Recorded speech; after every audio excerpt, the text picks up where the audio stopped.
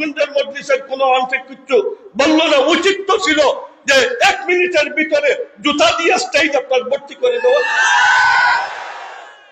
মেলা বাতিল ফিরকা সাহাবায়ে কেরামকে আপনার দেখতে পারে না। এই এক বেওকুফ আমাদের দালাইশ্বরের আপনার মৌলানা হুদ বেগমপুরের মিয়া সাহেবের বদদুআ রাখছে, বেয়াদবি করছে, খিয়ানত করছে। বেগমপুরের মিয়া সাহেব বদদুআ দিয়েছেন, যার কারণে মান আদা লি ওয়ালিয়ান ফাকাদ আযানতুহু বিল হারব।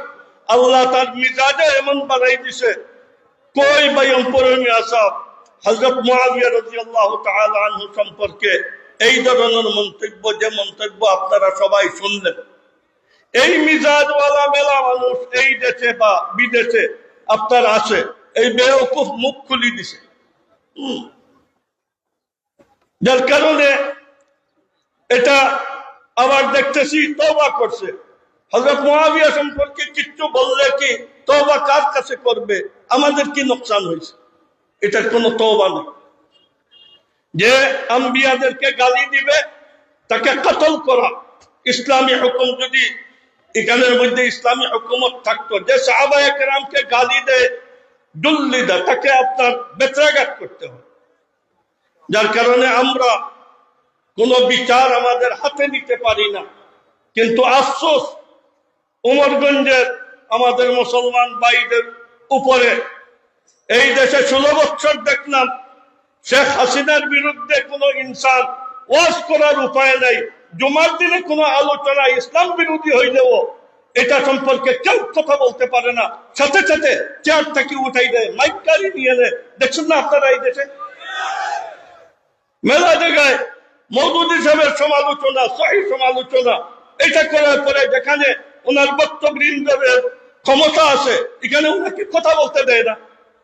আর সাহাবীয়ে রাসূলের উপরে উলঙ্গ এইভাবে কথা বললো, আর ওইখানে উমরগঞ্জের মজলিসের কোনো অংশে কিছু বললো না। উচিত তো ছিল যে 1 মিনিটের ভিতরে জুতা দিয়ে স্টেজ আপনার ভর্তি করে দেওয়া।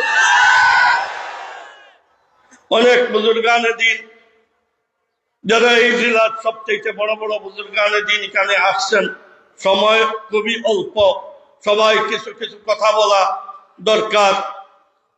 সাহাবায়ে কেরামের মুকামে সাহাবা আর কিবা তো মুকামে রিসালাত সম্পর্কে এগুলা মুস্তাকিল ওয়াজ মাহফিলের দরকার। আমি আপনাদের কাছে গুজারিশ, হুব্বে সাহাবার মুজাহারা করতে আমরা আর কিছু পারবো না, কিন্তু হুদের জনতা কেউ যাবে। যেভাবে চোর ডাকাত মরলে কিছু মানুষের জনতা করে, এইভাবে ইনি মুসলমান কিছু মানুষের জন্য জনতা করে। সাব্বুস সাহাবাকে আপনার জনতায় শরীক না হওয়া উচিত। ওয়া আখিরু দাওয়ানা আলহামদুলিল্লাহি রাব্বিল আলামিন।